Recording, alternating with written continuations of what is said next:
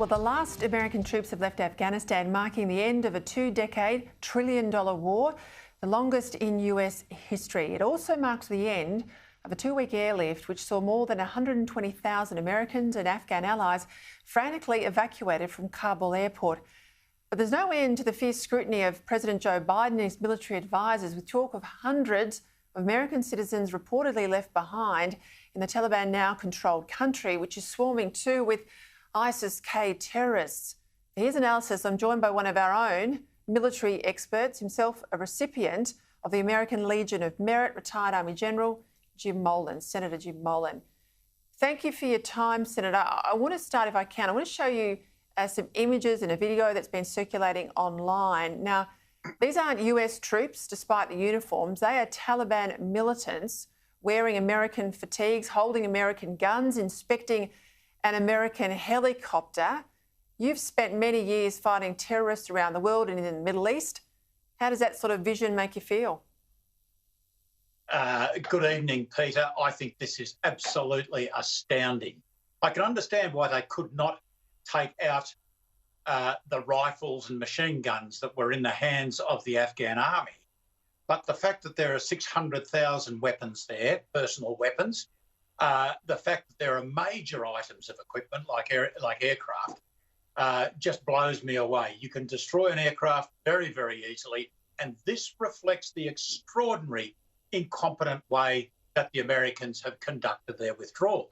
Now, I think the things that should really worry us are firstly the uniforms, the night vision goggles. See, night vision devices, the latest generation, was the greatest advantage that we have had. Now, if a lot of those have gone into the hands of the Taliban, we have got a big problem. A lot of the IT stuff that was there, plus a lot of the data that was there, I suspect that the Taliban will export a lot of those things to others. Now, that part of the world is awash with small arms. So it's even more awash now. So this is the result of President Biden, from all the reports we hear, ignoring the general's view not to cut the troops back. And my understanding was that Secretary of Defence Austin said exactly the same thing to him. This is a real problem. You're right to make the point about the night vision goggles because, you know, people say to me, well, they're not going to be able to fly the Black Hawks. They're not sophisticated. The Taliban army is not sophisticated in terms of accessing the kit that's there. What wasn't destroyed and not enough was destroyed. But the issue is, you know, counterfeiting in China, military experts in Iran. It'll be shipped out to others who can then make it to be brought back in. It'll be used by terrorists. I mean, ISIS-K are fairly sophisticated in the work they do. It's a pretty naive view of the world if you think that these are just ragtag rebels from out of the hills, isn't it? It is. And one of the greatest problems that you have in an intervention, and this is what we seem always to be doing, is interventions. In that part of the world, one of the greatest problems that we had was certainly that people would steal uniforms or make uniforms and then approach our troops and be able to kill them. You know, this has changed the dynamic in our ability to know who was on our side and who was not on our side. It's not the end of the world by any stretch of the imagination. We've stuffed up things before and managed to come out of them. The great example that everyone gives is we lost the Vietnam War, but we won the Cold War. You know, you look at the presidents, Peter, that we've had recently, and Bush 1.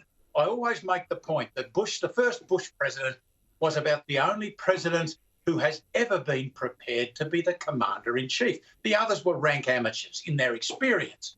And I'm afraid that President Biden, even when he was vice president, doesn't have the good experience to fall back on. So since Biden won, I don't believe we've had a president who was prepared to be commander-in-chief.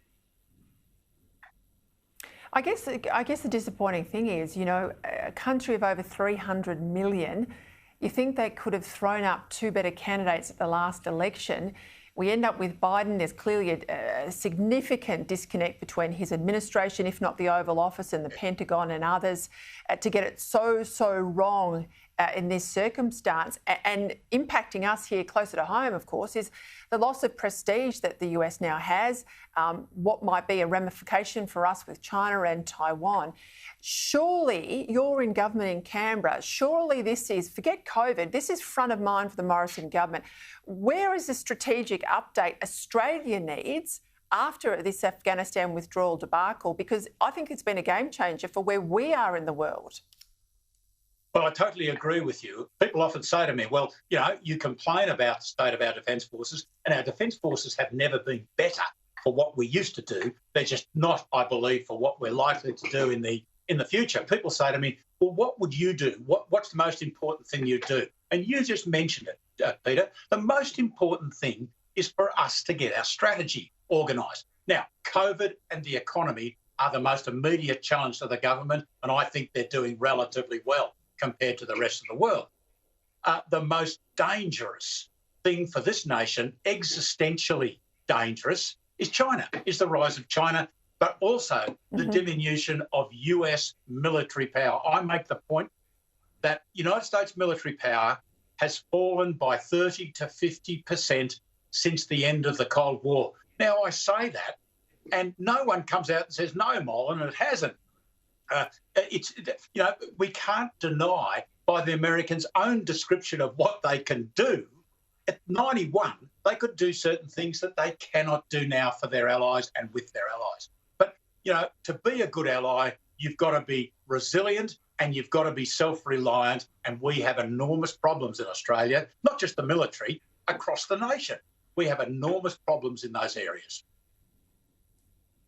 And I think the West too is losing its confidence. I mean, we're less confident as a people in Australia, in the US, in the UK about our Western values, our position in the world. We are fighting a culture war inside our own borders.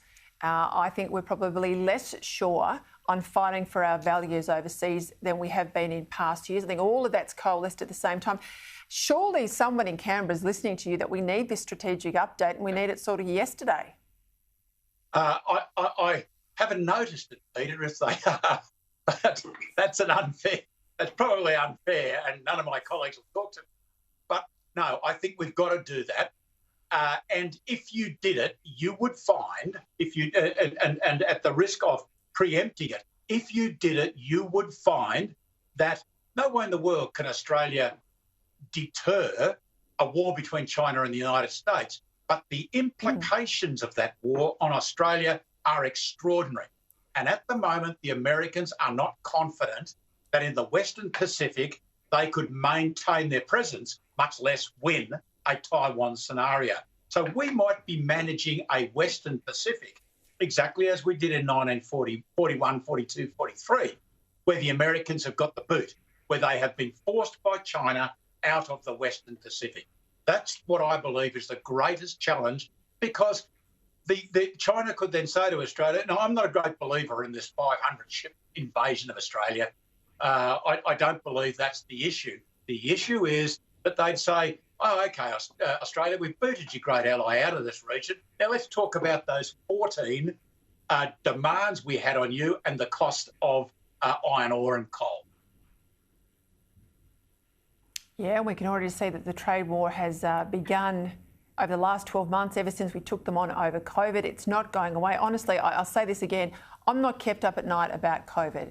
I worry about the strategic horizon and how prepared we are. And I worry more and more, Jim Molan, that government is a one-trick pony. When there's a focus somewhere on an issue like COVID, it sucks the whole machine into that issue. And there's not enough emphasis on other ministers caring for their portfolios, doing their jobs. And Peter Dutton's great in defence, but he can't do it all. Please, please, I hope someone's listening to you, Jim. Well, I must admit I have.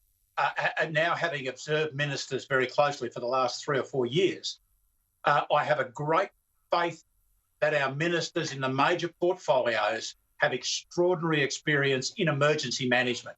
But there's a big step now to go for this government to get into put us in the ability where we are not so reactive and we can look at the medium to longer term strategic issues that face us. And that's the point that I make every time I can speak to anyone. Well, I'll do my little bit here on TV if they're watching. I don't know how you were never the Defence Minister and we had Christopher Pyne, but there we go. I've said it. Let's see if someone rectifies that in the time ahead. Senator Jim Molan, thank you for your time. Thanks. Thanks, Peter, and they'd better do it pretty bloody fast. But Dutton is doing a great job. Spot on.